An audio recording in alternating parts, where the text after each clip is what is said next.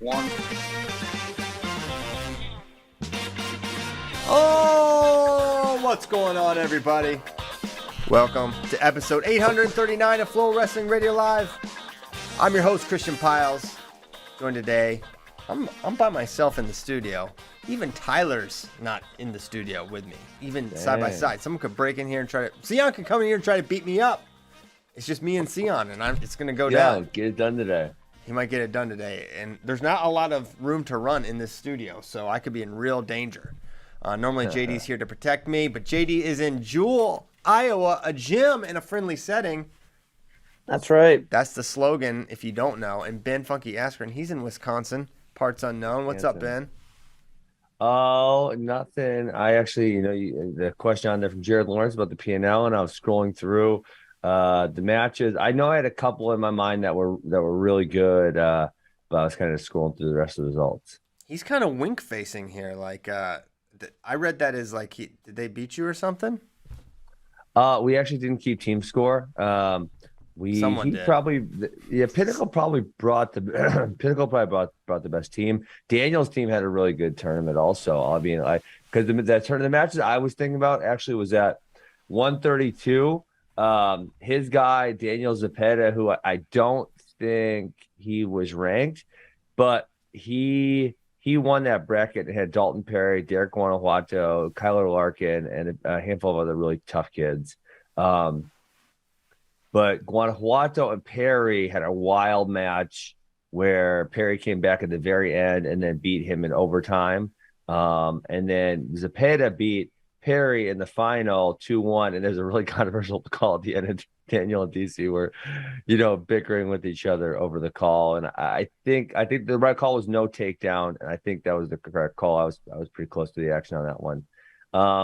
So that weight class was good. 160 was the other good one because my guy Zane, he beat the number 5 guy in the country in the very first match, and then went 2-2 the rest of the day.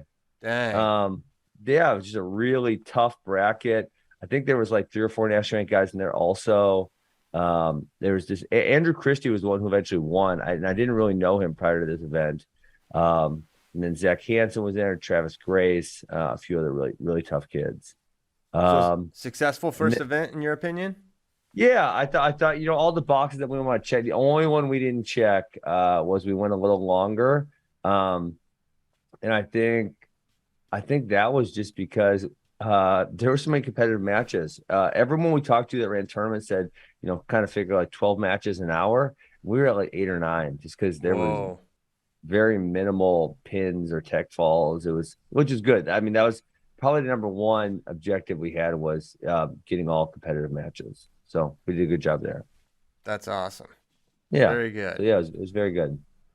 Well, cool. Mm-hmm. All right, we have so much to get to. Man, no one's in Austin right now. No one here, but where are they? Well, I'm saying no one that I'm speaking with currently is in Austin. Oh. Like I could JAD and I could have a moment of relatability right now. What I was going to say is you step outside here in Austin and it feels like fall. It feels like the seasons are finally changing. Probably what, 87 degrees? No, it was 64 this morning. 64. It was amazing. But I was like, oh man, it's right around the corner. It's almost all right here sweatshirt weather. It's getting That's there. funny. It's getting there. Hey, totally off top. Oh, hey, you know who else I gotta give one more shout out and then I'll be done with the P&L. My guy at 170, you need to go tell Spade next door. My guy at 170, Ethan Riddle, he beat the number 7 and number 10 guys on Flow. Spade doesn't do high school rankings. That's David Bray. Tell him to. Okay. I'll tell Spade. I'll tell Spade, bro. Ben is furious at you. What's his name? Ethan Riddle. He beat the 2 kids from Minnesota. He beat Bryce Burkett, who was a Fargo champ, and he beat Jed Wester, I think he's number 7 in your rankings. Sounds like a beast. So, yeah. It's good results for him. Hey, Austin, Texas. This guy I listened to yesterday on Rogan. Well. Oh my God, that's a good episode. That dude is like. I met that guy. You met him? He loves. You know what? He loves full grappling, right? Obviously. Yeah. Yeah. He's hooking our Flow Grappling friend Michael Sears up with all the TRT. Yeah. Oh, really? Yeah.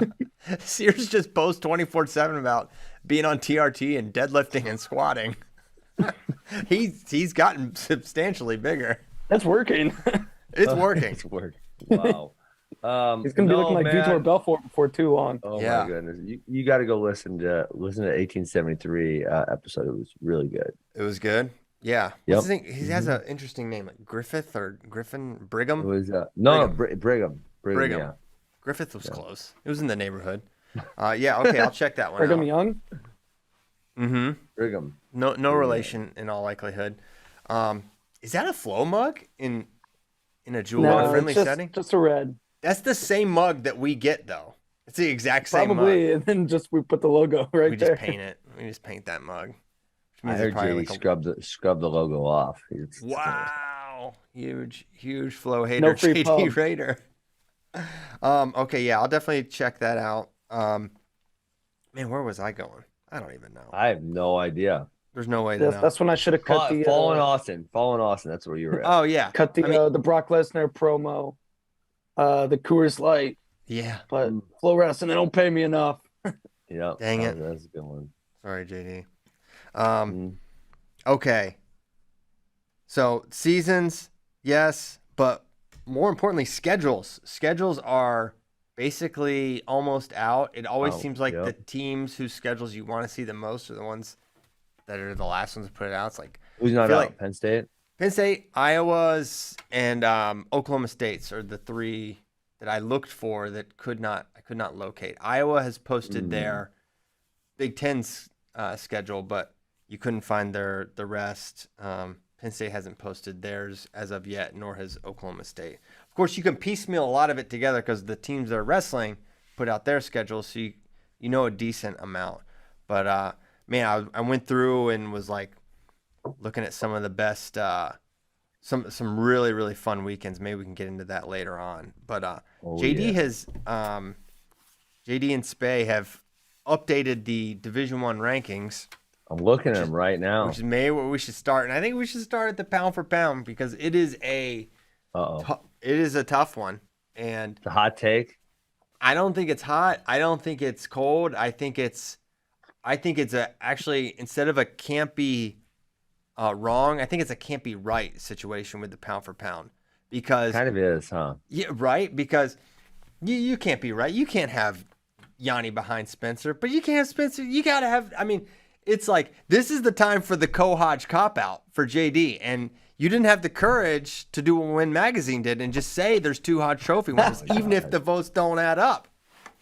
They didn't have the cojones to pick one. So how? I mean, and the thing about the discussion is, why someone arrived at the either decision they arrive at. If you put Spencer Lee number 1, you're valuing bonus points the most. If you put Yanni number 1, you're valuing an unblemished schedule the most. One of the things that you guys talk about in this, isn't it that with these guys, it's like who they've beaten before? Isn't that a big one? Big part of it? That is a part of it. Okay. So Yanni's 149 last year wasn't like insane. There was no really, really high level guy that he had to beat. So that really probably hurt him in this category. We're talking about historical data. Right. I would almost think he beat more good guys last year than Spencer Lee, though. Oh, Spencer Lee didn't wrestle. But even when you consider, even if you compare Spencer's, this is a bridge season, the 21 season, he didn't hit, the best guy he hit was, Courtney, McKee, Hildebrandt. These are not, pound for pound contenders, right? Maybe Courtney is at this point, but I don't think so. No, he's not far off. Obviously, like Austin Gomez and Warner are the last two, and Courtney's made an NCAA final and placed really high. And so I would say Courtney's not behind like Monday, Labriola, Warner, Gomez, but he's not that far behind. Right, but you think about Courtney. I think pretty sure McKee outplaced him last year at NCAAs. But you can't count the wrestle back. You can't. I'm pretty sure those count. I think they go on the official record. What about RBY has the fixed wins? Obviously, to me that's like if this list is not the Hodge Trophy list. The Hodge Trophy list to me is all about dominance. And that one very specific season. It's not about a career. It's about that specific season. The career is like down to the 7th category. Okay. So, you know, when you talk about the entirety of their career, RBY is someone the last couple of years being fixed. It's like, I feel like you could almost argue him the number one. If we're talking Hodge Trophy statistics, no, you can't argue him the number one. But if you're talking about pound for pound, you can probably argue him the number one. And I kind of feel similarly about Aaron Brooks. Interesting. Because that weight class has been ridiculous. That's a great point. I think I don't disagree at all. Roman hasn't lost since 2020 Big Tens. 2 years ago. So he's had two straight undefeated seasons. Yes. So Yanni's Brooks, last right? loss. Yes. Am I forgetting one? No, Aaron hasn't lost either. Oh no, he lost. He lost to Miles Main. Duh. Oh yeah, Big Tens. Mm-hmm. How quickly we forget. Scratch my Aaron Brooks comment. Yeah. Although, I mean, we're talking about quality of competition. That's an Olympic bronze medalist we're talking about, and who he beat twice. Yeah. So, and that's where RBY beat a world silver medalist. Like, I think that should probably count. And if you're throwing in him, then I think Carter's in the mix too. Yeah. I mean, they're 3, 4, and 5 right now, but Carter lost 2 seasons ago, right? Oh yeah, he had the DJ Washington loss the year he won, and then he also lost to Kimmer that year. Yeah, he had 2 losses. Yeah, so I think RBY probably is the best argument, but you know, I think there's an argument for Brooks. Probably not Strach as much. Brooks having lost so quote recently, I think is a blemish. I puts him at 4. Yeah, but when you think, well, it would be fun to kind of stack rank all their best wins. I mean, out of the list, 2 wins over Dayton Fix is undeniably the best resume booster in terms of competition beaten, right? Absolutely. And who has the second best win in that bunch? But then, well, it doesn't RBY is how consistently he beat DeSanto, because DeSanto was real. I mean, when we look at his list, like if you said DeSanto still has eligibility, you'd absolutely put DeSanto above some of these people on the bottom of the list for sure. 100%. So, you know, like that's a really good win, and he did it every single time he did it. Yes. Well, almost every. More recently. Well, sorry, the last 2 years, every single time. He's lost to him twice, but yeah, for sure, very, very dominant. And looking back through, I don't think the quality opponents, if you just look at Spencer and Yanni, I don't think it's super, super different. Do you? I think you go back to Spencer's true freshman year. I think Nick Soriano is an amazing win. He beat Nick Piccinini multiple times. Those were really good wins. Nato is a big feather in his cap, and he beat Nato twice. But really, a lot of it is who's in your weight. Obviously, is a big component of that as well. Yeah. McKenna's a good one for Yanni. I mean, we're going a while back, right? Because he had the 2 years off. McKenna, Ironman, both were really good. He beat them both twice in the 2019 season.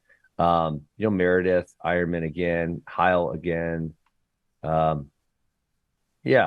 It's Yanni's a weird one because obviously he's got the Nick Lee win also. So there's some good wins on there.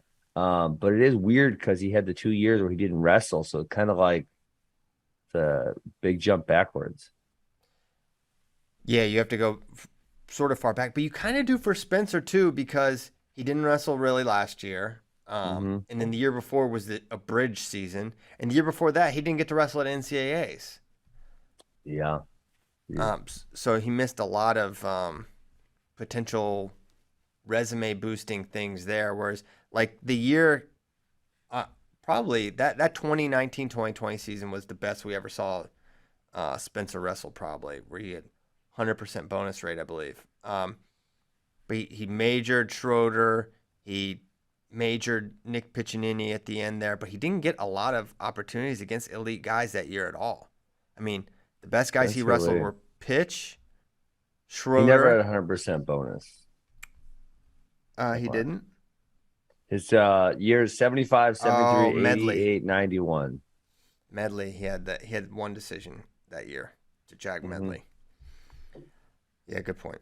Good catch. I mean, so he's not had a ton of elite wins himself. I mean, I think if you stack up him and Yanni's wins, I think they're kind of comparable. What about RBY? And RBY may be a step above. He's got the Dayton ones, which are tremendous, but I think you can't underrate. Now, I'm curious, how do we judge the Yanni win over Dean Heil, a true freshman beating a two-time champ? But big thumbs up. It's a big thumbs up, but if you look at that season, it's not that. It's really not that. Yeah, he wasn't great. Dean Heil was losing quite a few matches. There's a reason they were seated so near each other. I say we count it. We count it. Well, certainly we count it. But I mean, the one thing that counts about RBY, because we are kind of looking over the entirety of the career, is like, Spencer and Yanni have won it every single time, and RBY does have a 7th. Yes. So that's huge. Like that would be my argument as to why he can't be bumped up. He might have been 8th. Was he 8th? He was 8th. Okay. 8th. Yeah. Yeah, I think that definitely hurts. Dayton, yes. DeSanto. Other than DeSanto, best wins. I'm not sure what they are. RBY. Yep. Never beat Gross. He lost to Gross. Never beat Rivera. Yep. Alvarez, this is not. No. Just no. Listen, you suggested it. I'm looking at names. Chris Cannon. Fix DeSanto. Corbin Myers. I mean, part of it is that those other two fixing, I mean, you put Michael McGee way over above Alvarez. But yeah, I mean, he wrestled DeSanto how many times? What, 4 times last 2 years or 5 times? Yeah, a lot. Yeah. Wrestled him 3 times last year. Right. His schedule in 2021 was kind of weak, but that was Corona year, so everyone was kind of weak. And then, 2020, he really made a big jump from 2020 to 2021, and the weight class thinned out a little bit. That's what I was gonna say. Partially, the weight class cleared, but that only holds up so much when Dayton fixes in your weight and you beat him twice. Mm-hmm. Yeah, it's tough. Let's ask JD. Did you consider Roman at all for the top spot? Or was it just Yanni Spencer? It was just Yanni Spencer. Got it. It's it makes looking sense at the entire career, which you have to do for pound. Yeah. It's pretty obvious. It was those two guys. Now, I will say I made a strong push for Yanni. You did, but you were thwarted. I was thwarted when it all was said and done. So what was your case? To me, I just value not losing. Yeah, it means a lot. Yeah, it's like how do you consistency? How many losses can you? The question I would have posed if I wanted to advocate for Yanni is, okay, how many? At what point do the losses start to take a notch out of bonus points? If this guy's losing multiple times a year, every year, which Spencer is not, but he did in his first 2 years, at what point does that start to eat into his argument, or is it just bonus? Is it just bonus? I think that does eat into his argument. Sure. It does. It absolutely does. Absolutely. Also, the fact that Spencer wrestled 5 matches last year, 3. And now obviously 3. No, he only wrestled 3. He wrestled the singular event and then was done. Right. Correct. 3 matches. Like, obviously he was hurt, and like normally that shouldn't really go into effect too much because you think he's come back healthy. But when the margin is this slim, like it's almost like a come back and prove it type of thing. Like we saw Yanni last year. He won. Yeah, I know that, but at the same time, Yanni was gone for 2 straight seasons also, Yeah, but it wasn't last season. Yeah. When these two were both in the pound for pound rankings at the same time, you have to go all the way back to like the 2018-2019 season. Yeah. And Yanni was ahead. It's true. It's wild. That's crazy. Yanni because hasn't lost. Olympic. He had the Olympic red shirt, and then obviously Ivy's didn't have the season. Spencer gets hurt. Do you realize it was 2017 when Yanni lost? 2017. It was? Yes. It was 5 years ago. December. It was December. Yeah. Is that Yeah, not you went to put crazy? Yanni number 1. Man, it's the undefeated part for so long, for so many years. That's obviously the case, and it is an impressive thing. I think I'm going Yanni number 1. Maybe, I don't know. Maybe make it a little more live this year. Maybe mix it up. Yanni comes out, balls out for a weekend. Maybe you put him, give a little bulletin board material, make it a back and forth.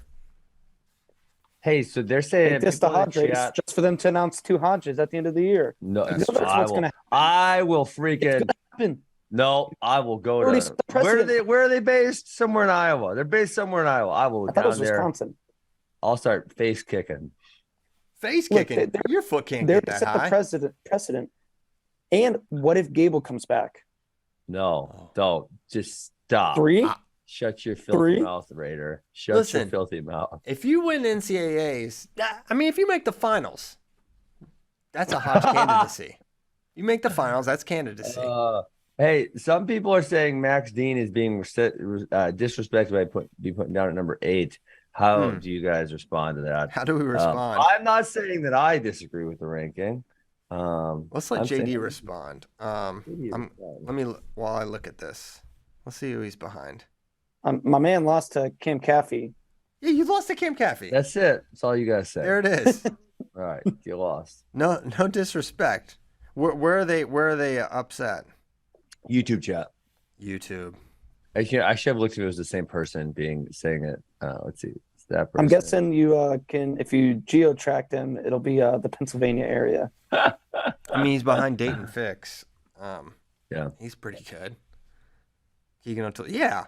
You could maybe say, okay, he won NCAAs, Dayton didn't, but Dayton lost to Roman, and he lost to Cam. I know he won NCAAs. Oh, it was the same person saying that. I'm an idiot.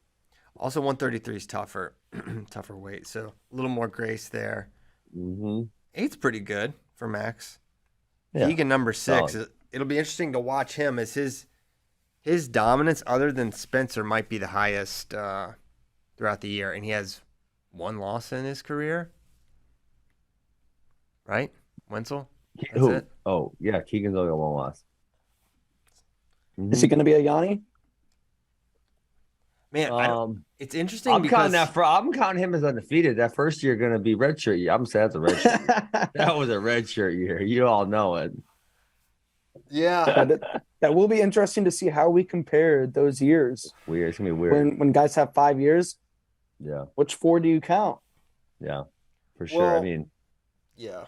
Especially, it benefits someone like Roman, who was clearly not the favorite going into the 2020 NCAAs. So you would have, he took 8th true freshman year. Second year, he was probably a 4 seed, 5 seed, somewhere in there. Something like that. So he would have been down. And so he probably, maybe he does a Penn State bump and gets a 3rd. And now when he didn't get the NCAAs, he gets an extra year, and now he won the title the following year. And I think he made a jump there. It's going to benefit someone like that immensely.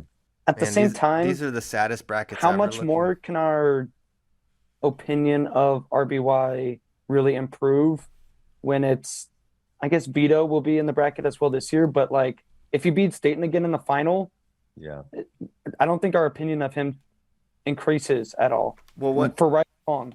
And you don't see this much, but if in the record book, it would be late in his career, but if he turned up his bonus substantially, that would definitely that's pretty rare that something like that happens. Yeah, it doesn't happen much. Roman was the 5 seed that year. I bet you guys don't look it up. I'll give you both a guess. Who is the 3 seed? And I'll give you the first 2. Sebastian Rivera. So it's Gross 2020 NCAAs. 2020 NCAAs. Number 1 seed was Sebastian Rivera. Number 2 seed was Seth Gross. Number 3 seed. So you said Roman was 4 or 5. Which one did you say? He was 5.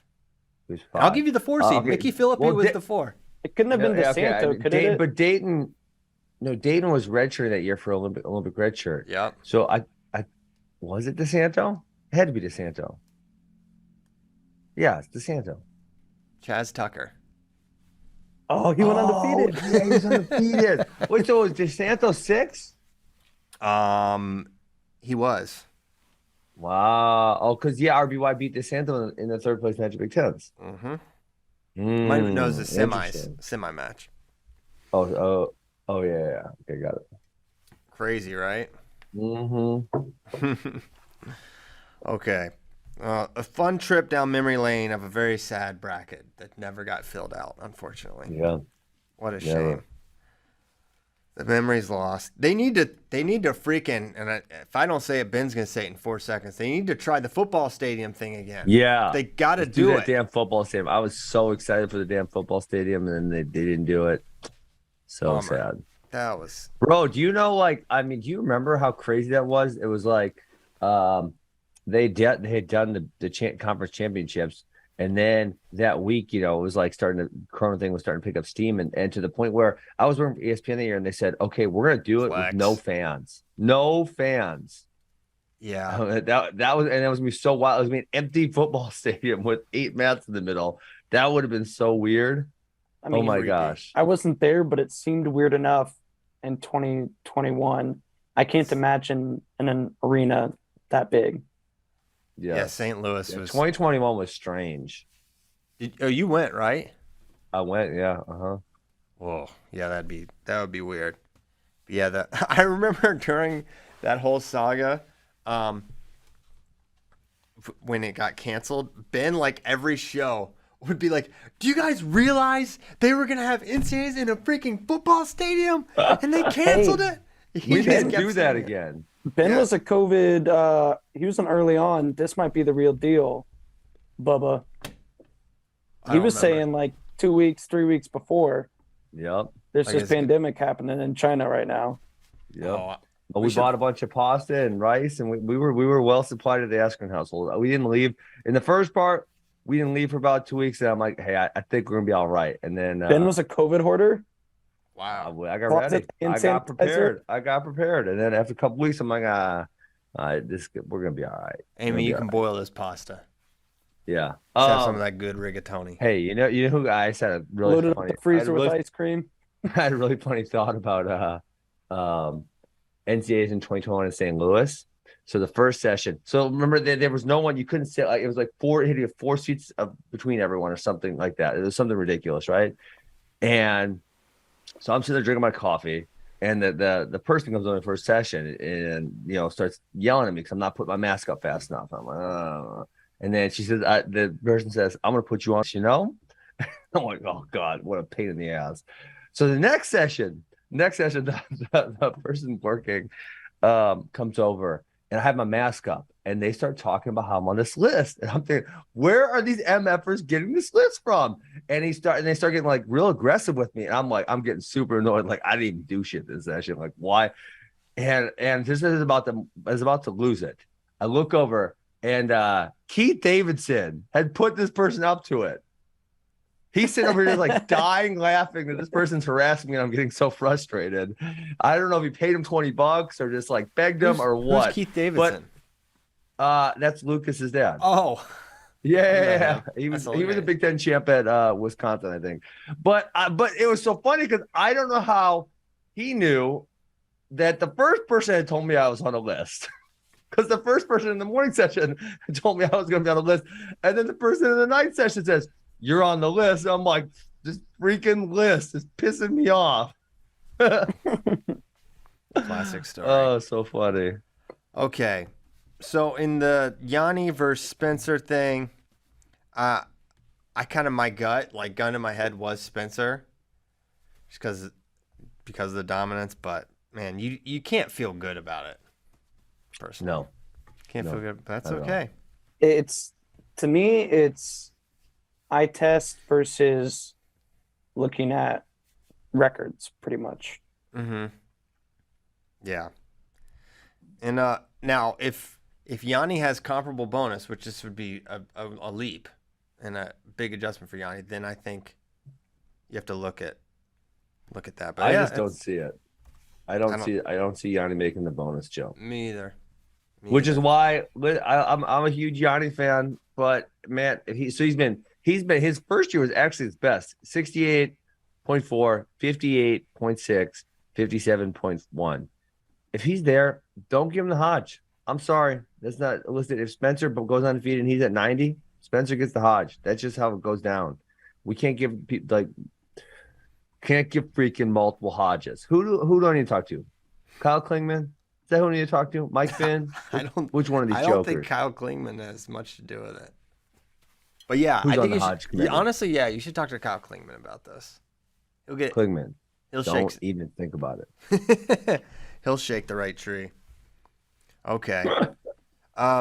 Okay. There's other weights that exist other than the pound for pound thing. There is. What were some of the? Yeah, apparently. So as I scroll, I'm learning this. JD, maybe without going weight by weight, what were some of the tougher weights, more interesting weights that you had to rank?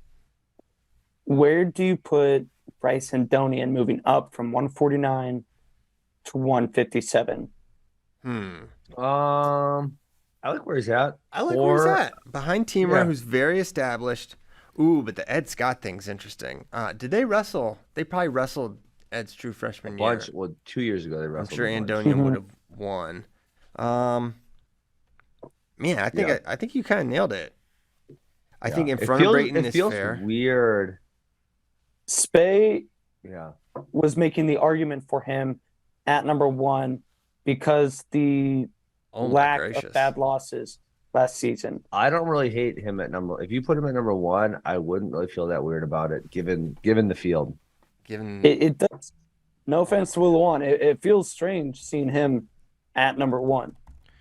Let's be honest. There's a lot of strange number ones right now and number twos. You're like, and really? Guy's number one. These are 41. Cole Matthews. Cole Matthews number one. If I told you a year ago Cole Matthews would start this year number one, you would not believe me. Yeah. Where was he ranked to start last year? Not high. No, sir. Hey, I was. What's Willowan's bad loss, I was at Iowa State campus yesterday. Oh my word! He's with Johnny Lovett. Getting some good content names, and this dude Casey Swiderski, he was firing me up. What'd he say? What was he fired up about? I asked him. I said, your schedule came out. Are there any kind of dates, you're looking forward to? You're circling. Right away, he goes, I'm ready to wrestle in Carver. They got the best guy there at the weight. People are saying I'm ready to take him on. I'm ready to win. Whoa. Man, you're loving this. Jewel, Iowa native I'm JD eating Raiders. it up. He's eating like a bowl of Cinnamon Toast Crunch on Saturday morning cartoons. I think so. It's confirmed and assumed he's going, right? There's not even any ambiguity, it sounds like, which is awesome. And I think the obvious call. Man, you know what? Will Lewan's a tough number one when you had a loss to Johnny Lovett literally in February of that year. But he bowled out kind of at NCAAs. I mean, bowled out. He lost twice. But Monday was going to be the number one guy. This is Quincy should have stayed at 157. So we had David Carr too. Well, I don't. David, I feel like should. I feel like the cut has been a thing for him. I feel like Quincy can do it. One more year at 57. What we took away from 157, it makes 165 that much deeper and that much more fun this year. Keegan, if he wins this year and especially he goes undefeated, dude, he's to get some good notches in his belt for this pound for pound list. Yeah. Man, honestly, why not Keegan for Hodge this year? You go in a way because the four-timer thing and winner, the four-timer thing and freaking. That's just Win Magazine is gonna give it to one of them two dudes. Not one. Stop. That's you're just trying to piss me off this morning. I know what you're doing, JD. I'm on to you. Keegan will have he'll wrestle David Carr like 3 times in the span of like 6 weeks potentially. Nice. The duel is not till like mid to late February. It's in February. Mm-hmm. Yep. Big 12s. Those are both basically guaranteed to happen, and the NCAA is not guaranteed, obviously, but it seems like they'll be on a collision course. I'm curious if anyone at 165 will have like a super navigable schedule that can could get a super high to seed. NCAAs. Chaz Tucker their way to even higher than the 3 seed. Nice That'll be seed. interesting. Yeah. Man, I think Spade might be right about Andonian. What, at 1? Yeah, But his wins last year, Austin Gomez, like that's the Solid not. win. You guys have him on the pound for pound? he beat Milner. Yeah. He beat pound for pound Austin Gomez. He beat Wait, John how do you have Milner. Austin Gomez? Do you have Andonian on the pound for pound? Why do you have Gomez on there but not Andonian when Andonian beat him twice in a row in NCAAs? I guarantee it's because he beat Sasso. But that's 2 wins, and literally the last thing that happened, he beat him twice. And looking at like length of career, he's got like an RBY win. And he lost in Look, that was a long time ago. It was.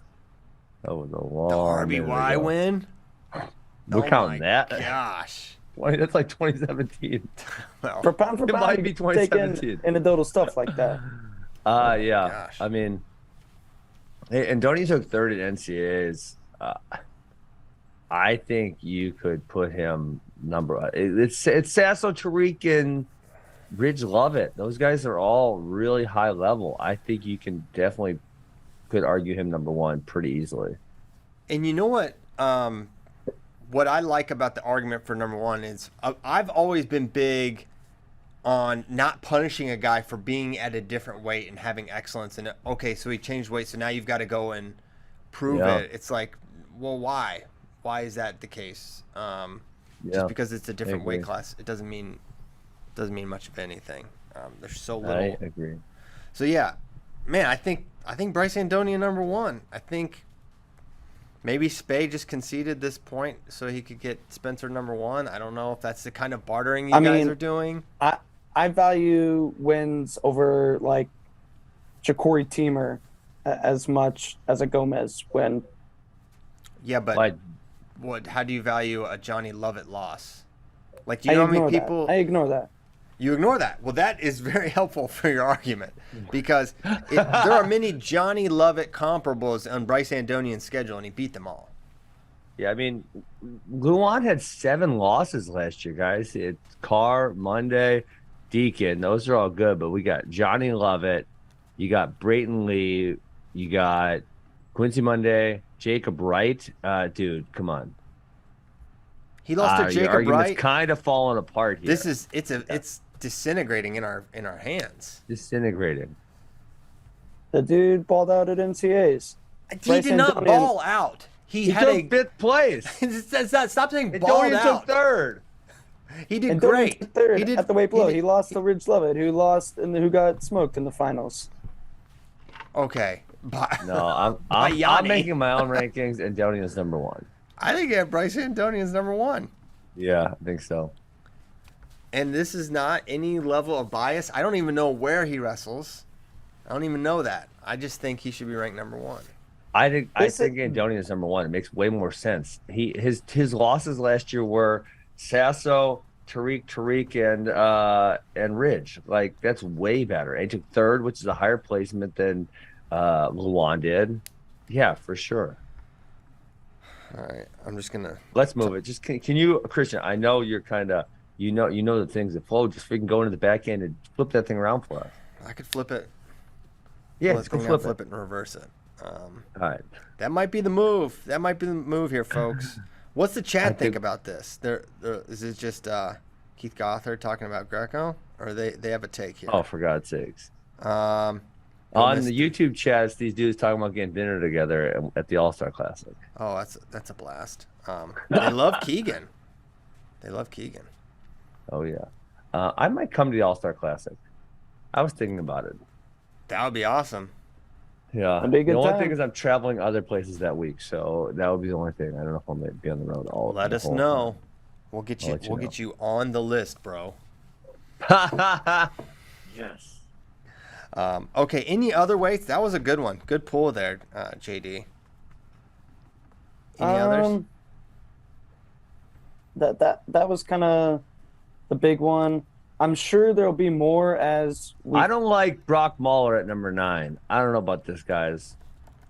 He That's 2-time All-American right there. Or is it you know 3-time what? All-American? But you're gonna have to eat your own I words. know That you he just said. lost a few matches at 157 last year because he didn't want to cut weight and make 149. I get it. And I'm just saying I don't like it. That's all I'm saying. It's he lost to Yaya at his last NCAA tournament, so like that was kind of the sticky point.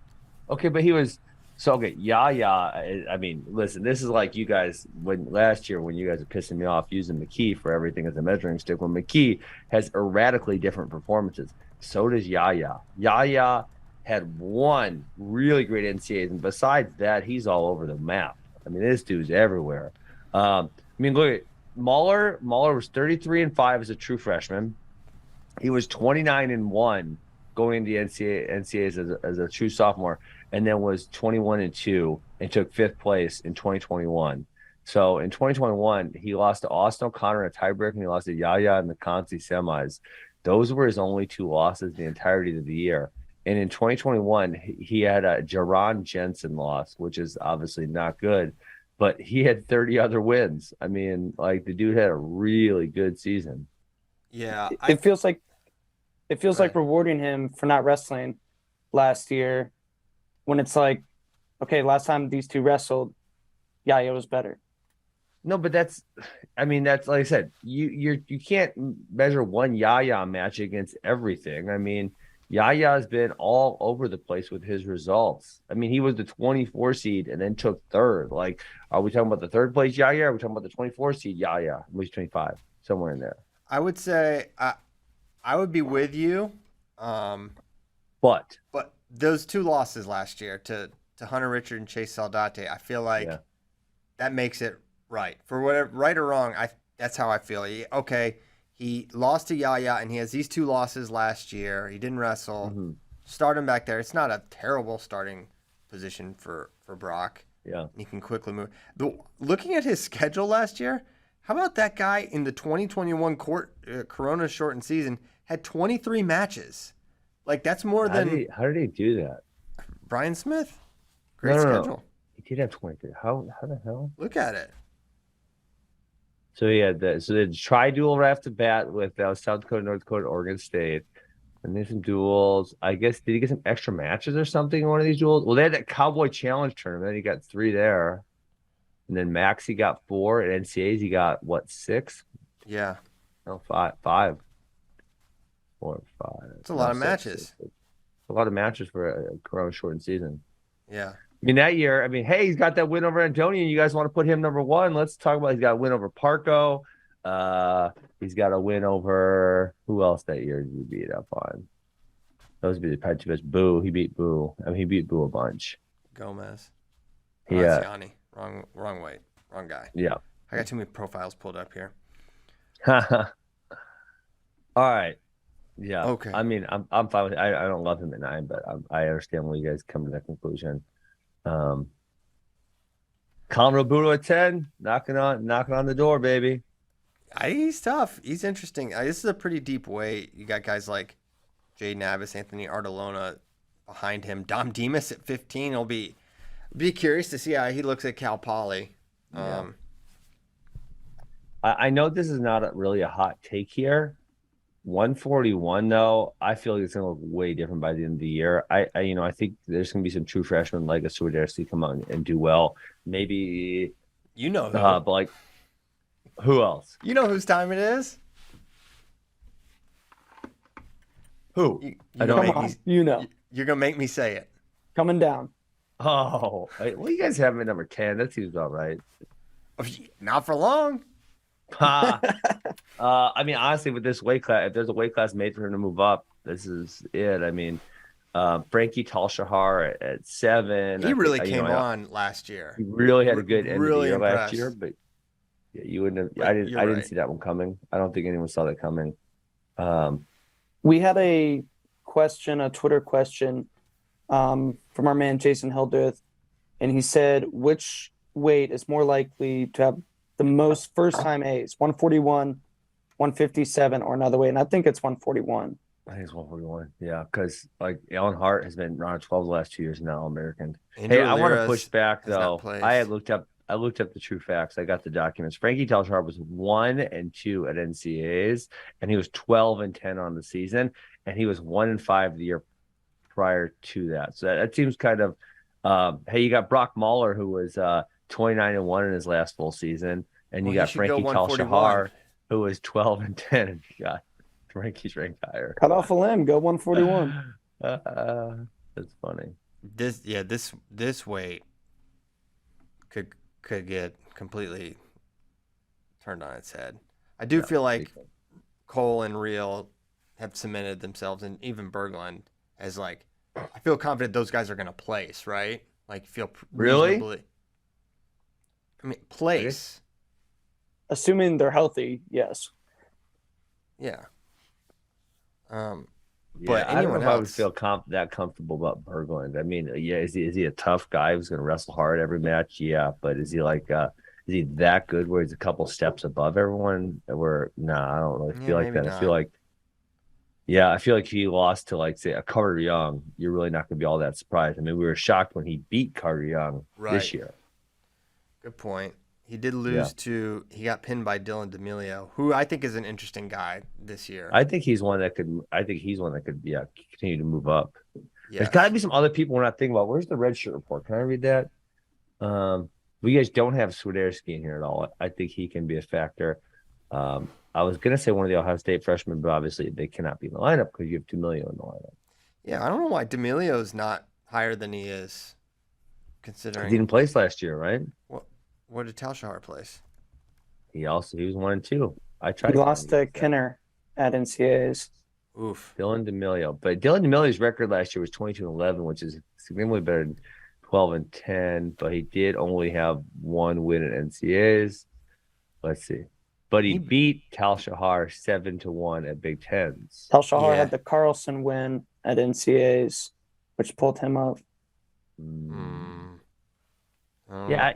Actually, I mean, D'Amelio doesn't have that many bad losses. He's got a couple early, but then once the season got rolling, he lost to Red, Michik, Ironman, Lee, Rivera, Ironman again, Berglund. Kinner would be the bad loss. Then he lost to Ironman. He had some alarming ones early, though. He lost to Jacob Butler early. He lost to Angelo Martinoni early. Yes.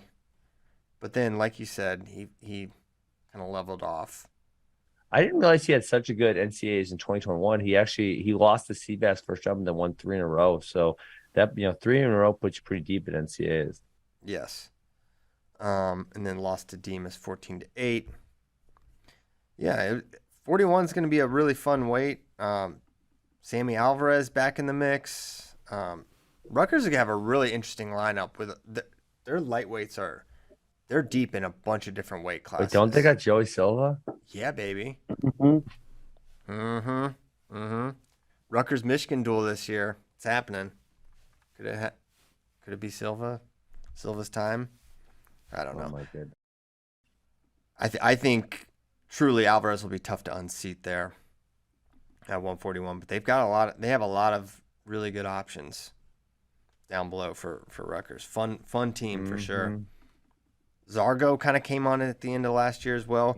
Carter He had Young, some really good ones, but he had some really not so good ones also.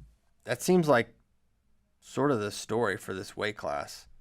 Yeah, I mean he was right in there with Cole Matthews. That first match was like, I feel like he was coming back on him, but then he got beat 8-0 by Alirez, and then he got tech-fault 16-0 by Nick Lee.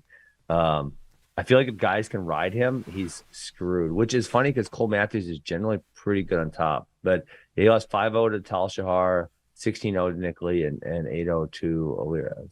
Oh, I know who should be maybe not higher, but should definitely be considered higher is Lachlan McNeil. Yeah, I saw his name because he just wrestled. Didn't he wrestle at the Worlds for Canada? First contest.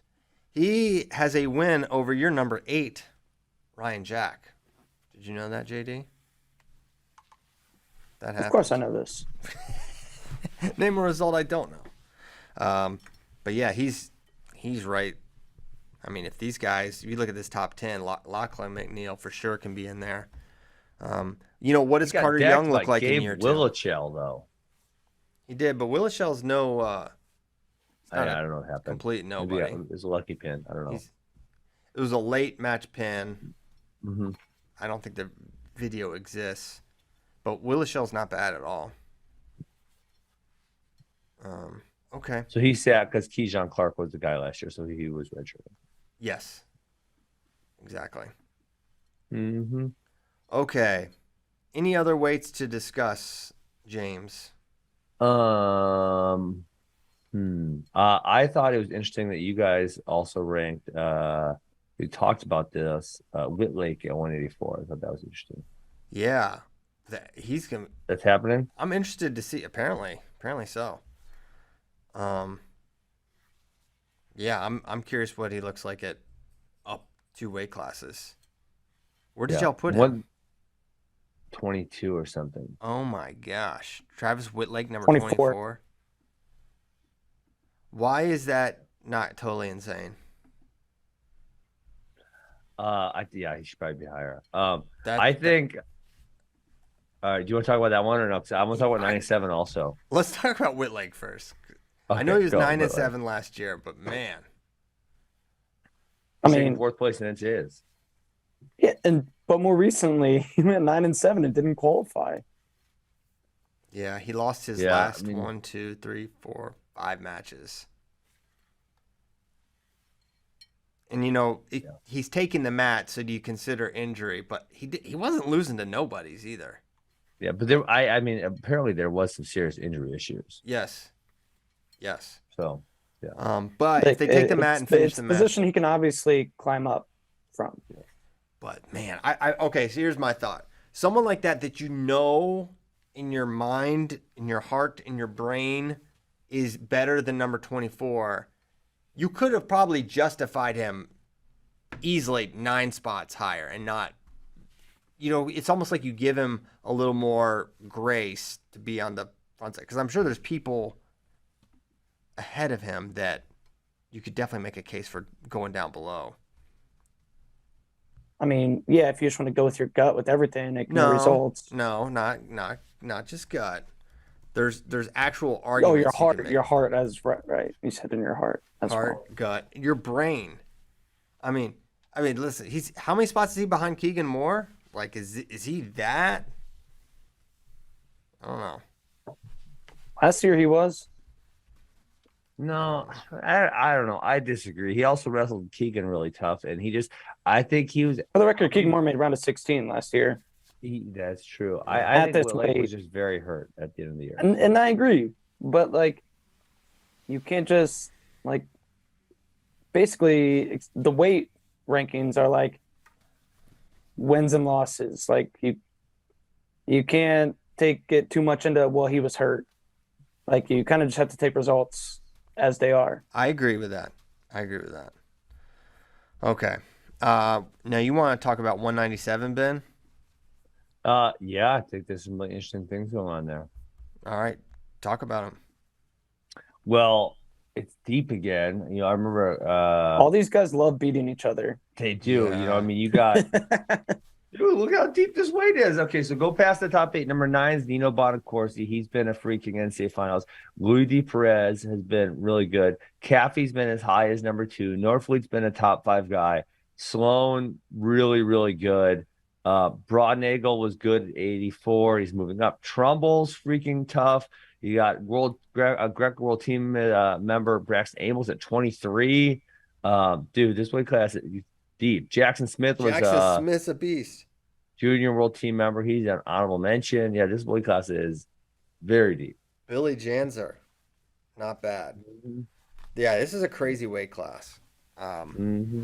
This is maybe although some of the guys are leaving at 141, but you look at 141 where they all kind of beat each other, but it was if 141 didn't have the top tier guys last year and all those guys could have gotten on the podium, and we're looking at these guys being All-Americans in a couple of years, and it's all sort of All-American level dudes just beating each other. Yes. Yeah.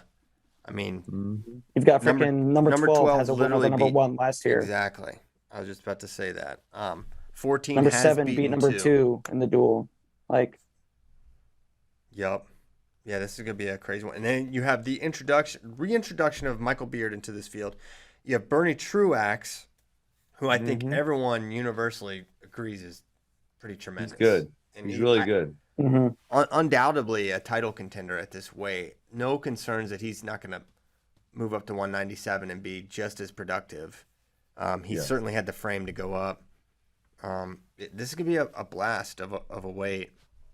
There's going to be a lot of good guys on the outside looking in. I think there's going to be guys that are in the top 8 that don't place or don't even maybe necessarily make the round of 12. how much do we feel like Max Dean has separated himself? None. None? He almost lost to JL last year. Come on. And he almost lost to, who was the other guy he lost to? Help me Lost out to here. Caffey and Dupre. No. At NCAAs. Dupre. Oh, Dupre, yes. Yeah. Let me. Okay. Well, I was going to change it up, but you're citing NCAA matches. I was going to say, how much do we feel like he separated himself at NCAAs with the Penn State bump? None. He almost lost. Okay. Without without unearthing the J.I. situation. Jay's gone now. 1. 2, he's gotten it done. I mean, what the idea that he wouldn't get it done against basically the same field again? Like, that to me is separation in my mind. And the fact that he goes. Wait, why? Are you crazy? No, I don't think. Listen, Penn State, Homer Christian. Are they paying you? He won. He literally won this tournament with this field. He won in very close matches. Very close matches. Yes. Yeah. Which direction do you think this is going to go? How does this typically play? Okay, what I say, it's more likely than not that he wins. I'll say that. Would I say he separated himself? No, I wouldn't say that at all. I think there's probably a high likelihood he takes an in-season loss or two, and then comes back and wins at NCAAs with a whole bunch of really close matches. Yeah. What % chance are you giving him of winning NCAAs against the entire field? Like, is it 50%? Are you saying 50? 50. I'd say 50. Yeah, that sounds about right. I go a little higher. I'd probably say 60, 65. Christian's going to go 98. A little higher, 98%. No, I mean, I just think that's what he did in year 1. He's gonna. I mean, listen. At the same time, taking off the Penn State Homer glasses for a moment, he is well into his college career, right? He is. I'm not saying he's a finished product, but he's got to be kind of close. But you would figure another year in the room, another year to, more importantly, maybe get a little bit bigger, as he's an 84-pounder. Yeah. I think it could be, and the main thing is like just the field. I don't think has a lot of really super challenge. I think Buchanan is honestly one of the toughest matchups for Max, and we didn't get to see it. Yes. We thought we could have. I thought for sure he was going to beat Jacob Warner, and Warner tilts him and makes his way to the final. I think there are some landmines out there for Max, but I think, and I don't even disagree that he could lose in the regular season, right? Like, that's not beyond the realm, but I think when it's time when push comes to shove, I think we know what's going to happen because we've seen it so many times. I think there's a good possibility of that, but I think there's also a chance he doesn't win. For sure. And let me ask you this. Okay, who of the Penn State contingent has had this many close matches? And I think the only possible answer is Aaron Brooks, right? Like on the team right now? Well, of the Penn State guys and historically who have won a handful of NCAAs, because it's not even like it's the semis and finals. I mean, the JL match was round of 16. Yes. And when you think about Penn State guys, you definitely think of guys who are rolling dudes up in the first round, second round. Chinzo had some scary ones for sure. Chinzo had Vincenzo Joseph had not that early. Isaiah what? Hold Hold on, let me find it. I don't know. Isaiah White, you're right. Isaiah White was early. You are right on that one. But the one where Daniel Lewis was beating him, I mean, that was number one. That was Chenzo's freshman year, so he was That was not a expected quarter. to win. That was a quarter. Yeah. Vincenzo. Where's Vincenzo's? I thought we said there was a possibility that Younger was going up to heavyweight. Didn't I thought I heard someone that too. But I don't think so. why did we think that though? Did we think someone was coming in and going 97?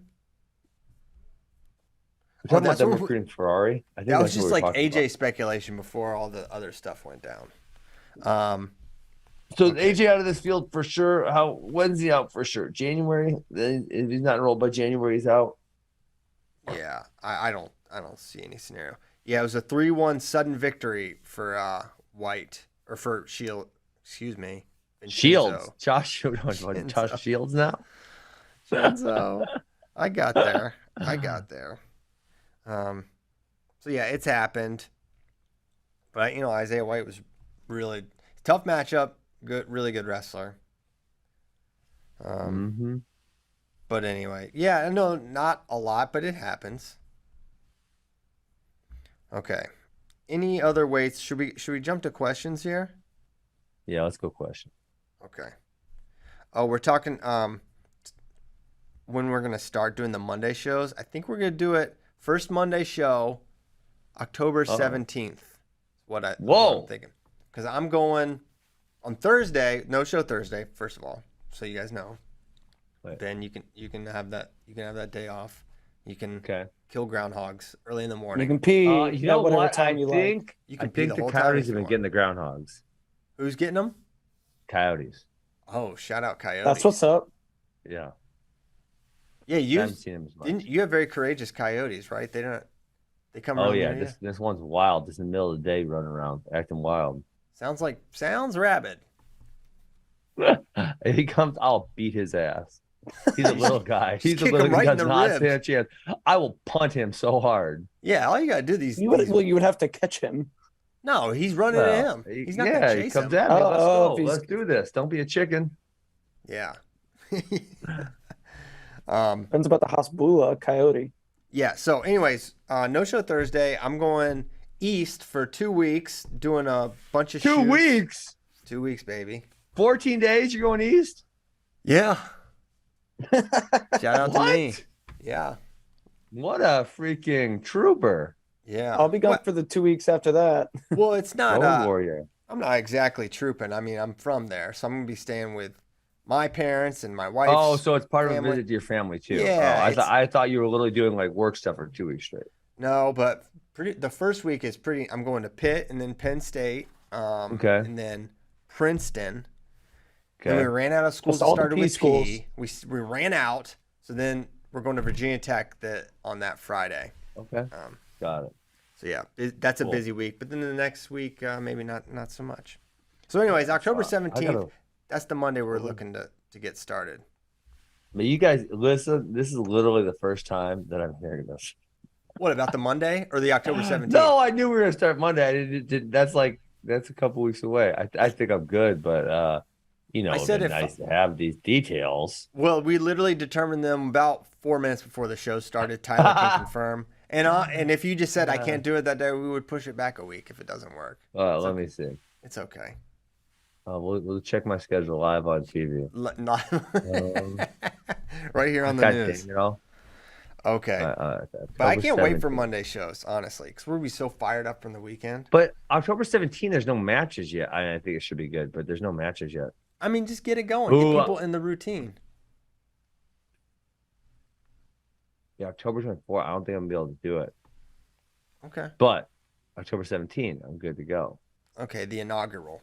Actually, FRL used to be on Mondays. The OGs, remember? I actually don't remember that. I had you guys downloaded to my phone, so I never listened live, but I did listen a lot. I don't remember being on Mondays. Yeah, it was like it was either Monday and Wednesday or Monday. I think it was Monday and Thursday first. Well, first was at night. Because I remember, Ben, I was on number one show and I was watching a high school duel meet. I remember that. It was at night, and then we moved to the morning. So it's been all over the place. Returning to Monday, which makes a lot of sense. Okay. questions. Hey, before we get to questions, Okay. I want to play this game with Ben. Oh. NFL player or wrestling world medalist? Ooh. I Tyler, got this because I'll know the wrestling world medalists. Okay. well, unless these they're are Greco. these are deep dives. Well, no, these are deep dives from like the 50s or 60s. The funny What? part is, the funny don't part is know. they're popular NFL players. So will Ben recognize these popular NFL players? I think I actually will because like I was growing up, I was a football and baseball fan. I just don't watch any of it anymore. All right, let's test All this theory. Let's try it. And producer Tyler did the deep dive on the medalist.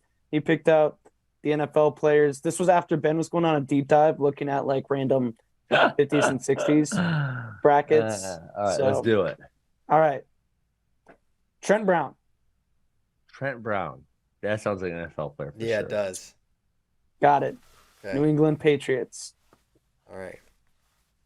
Aiden Hutchinson. Aiden Hutchinson. I'm gonna go NFL player. That sounds like Ooh. Right again. yeah. Sounds like a very modern name. A lot of Super Aidens. Joe Corso. Joe Corso. That's a wrestler. That's a wrestler for sure. Oh yeah, Yep. we knew that. one. 1979 World Bronze. Yep, he's still around. Darius Slay. Darius Slay. That's gotta be a Hmm. football player, or saying maybe football. it's Brandon Slay's older brother. Football. I'm saying football.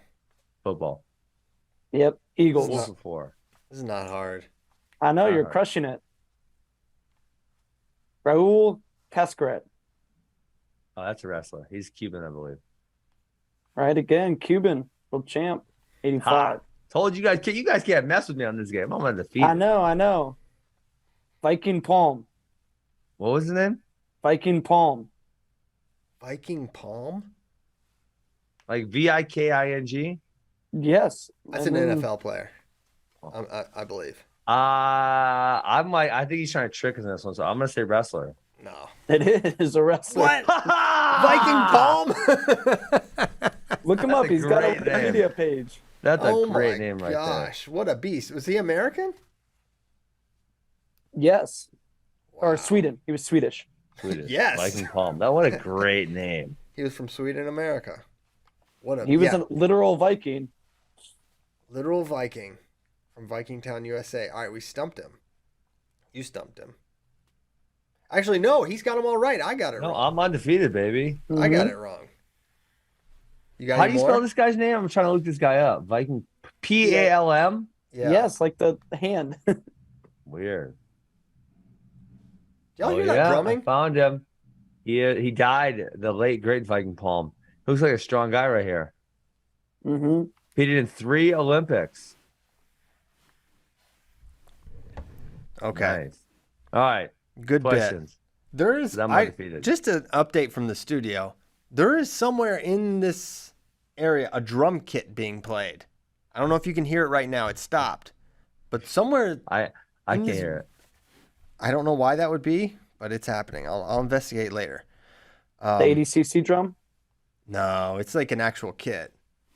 Hi-hat, snare, kick drum. Okay. CP Talk. Any flow films What? in the future? Any other fun content coming out soon? Well, yes. If you Oh. didn't see the show last time, CP Talk, we played the trailer for No Sad Stories. You have to watch the whole show because we sometimes play some cool stuff. So No Sad Stories coming soon. And we have an RBY film we've been working on. I think that's coming out in 2023, early 2023. So be on the lookout for that. Those should be great. Anything I'm missing, JD? There's a lot of other things. Those are the like concrete ones that are on the horizon. Yes. Okay. Next question. Paul McDermott. Did Dake move to Nittany Lion because they were looking for a more defensive wrestler for the room as opposed to Penn State style we've seen over the years? I doubt that's the reason why. Doubt I it. think you I just doubt it. want it. You can get Kyle Dake in your room. Like, do it. It's probably not stylistically relevant. Although, one of the things the Penn State room does boast is a lot of different successful wrestlers with a lot of different styles. And certainly his is unique and can present a lot of challenges. And, like, Kyle can wrestle, I don't know if he still does, but obviously he can go up and compete with, like, big wrestlers and do well. Yes. Hence his 86 thing. Is David Taylor officially the number 2 pound for pound wrestler in the world?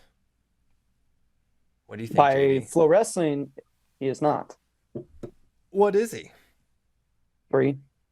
A1 Zarbek Sidikov is number 2. Kind of fair. Although Sidikov got basically gifted his spot on I think it was the Olympic team. He literally hit a Granby roll and didn't give up any exposure. So This is true.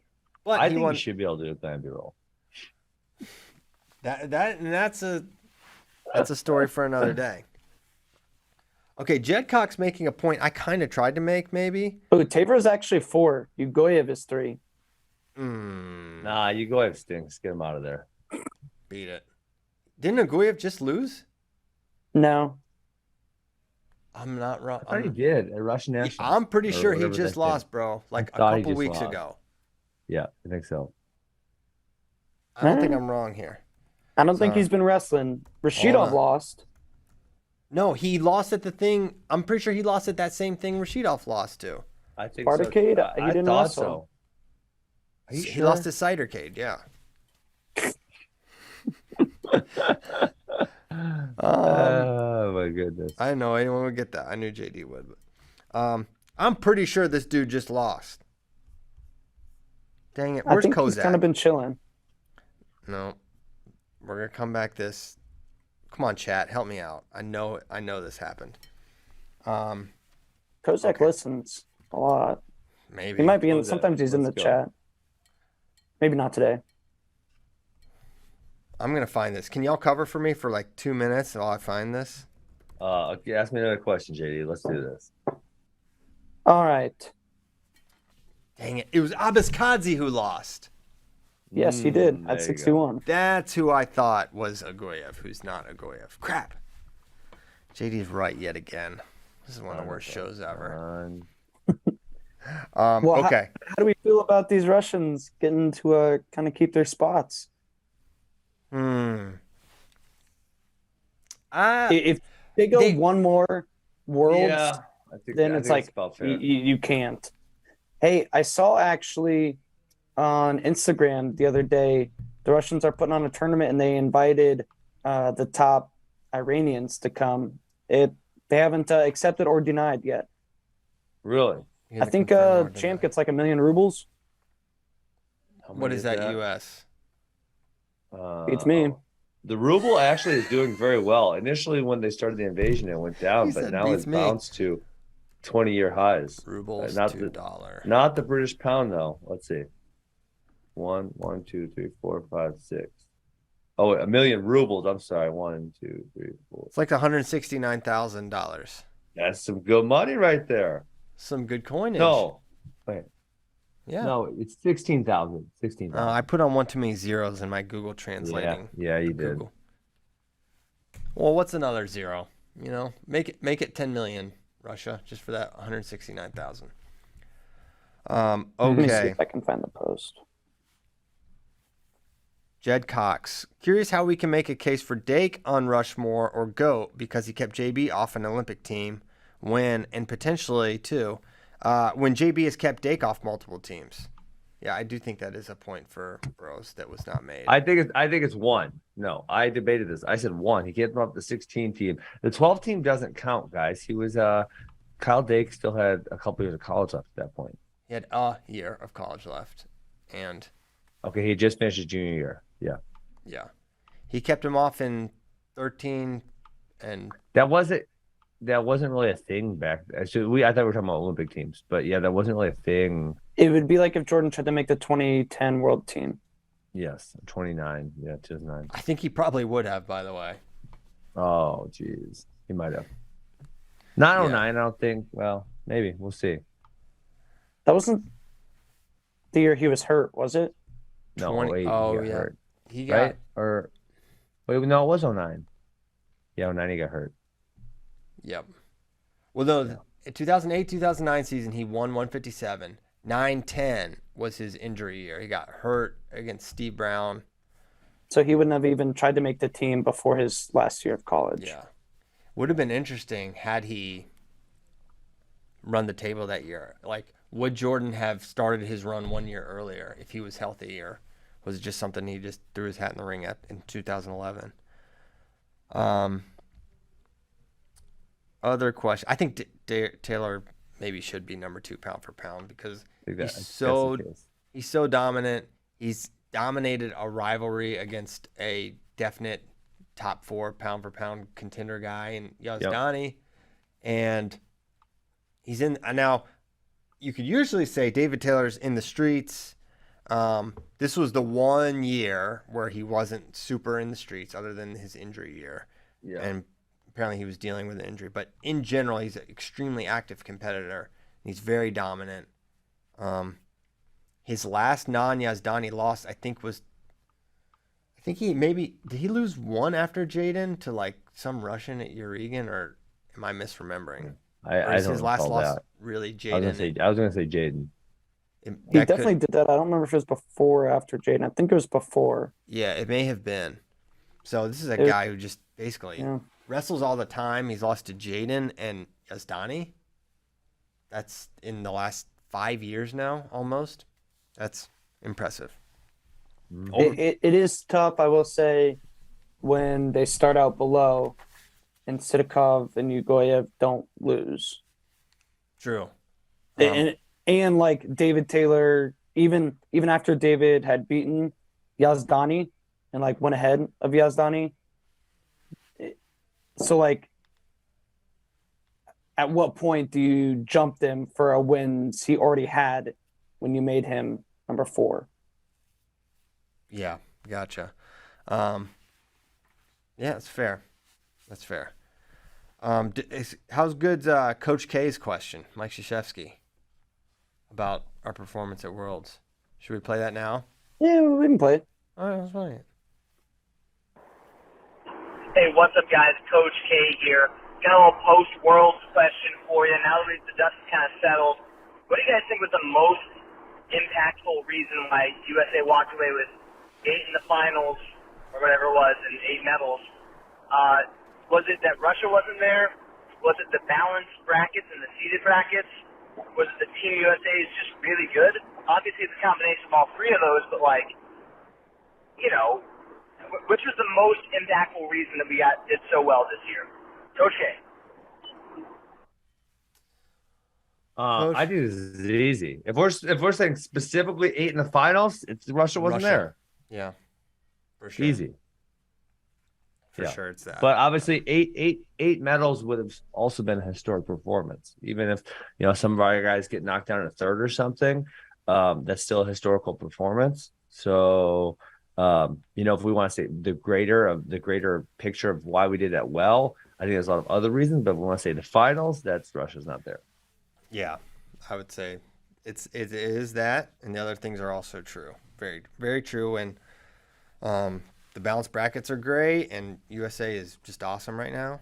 But no Russia is a huge factor in that. Mm-hmm. Okay, any more questions? I think this is sort of an obvious answer. What's more likely to happen? Dayton gets second for the 4th time in a row, or Vito makes a final over Fix? That's easy. It's Dayton getting second again, right? That's the odds-on most likely thing. Like it's unlikely that anyone beats him, and Roman is favored to beat him again. What if? Yeah, although I'm interested in Vito versus Roman and Vito versus Fix and Folkstyle. I think it's a fun match. Yeah. What if what's more likely to happen? Dayton gets second for a 5th time, or Vito makes a final over Fix? I don't even want to think about Dayton getting let's not second think 5 times. Yeah, I just don't want that for anyone. That's not good. That would not be able to make it in our No Sad Stories series. That would be very sad. That would be. There's worse things in life, but that'd be a tough one. That's a hard one. That would be tough. I don't want to end on that. Jeez, my gosh, it's not that sad. Hey, honestly, it's like we kind of glanced over. Maybe we'll talk about this tomorrow, but and you can end on this note, and then maybe we'll play it tomorrow. But there was a bunch of good matchups at the Elite 8 this weekend. What was your favorite one, Christian? I don't know. I didn't watch. I was not able to watch all of them. I didn't watch a lot, but I did watch kind of some of the better ones. Joel Adams, he always has some crazy ones. He had some more crazy ones. He started out going 0-2. And then he was trailing in his third match too, but he ended up winning that one and that was a ranked kid, and then he went on to beat the number 6 kid in the country. There was a bunch of crazy results. Maybe David Brake, and he can probably speak more. I almost thought about asking him to come on, but he literally didn't get home till like yesterday evening. So I was like, Yeah. Jax Forrest balled out though. He was probably MVP of Elite 8 duels. MP3 of Elite 8 duels, Jax Forrest. He's up at 126, killed everybody, including a Big Pen, so he is probably MVP. He went 126. He'll be back down for 20. Yeah, Everyone's been telling me he's so small. Too, I believe. All these people were. I forget who I was arguing with about that. I thought Jax looked like a big guy at like a big 120 at who's number 1. People were like, "Oh, I know who." Never mind. I know who it was. I'll text him later. Latrell Schaefer had a great performance too. He was an unranked kid. He beat number 2 D Lockett. I saw that. Yep, and a couple other ranked kids. So it's insane to see the level of like 70 some ranked kids at one dual tournament is pretty insane. Yeah, not to mention you had a lot of these P&L teams were week, legionary too. teams.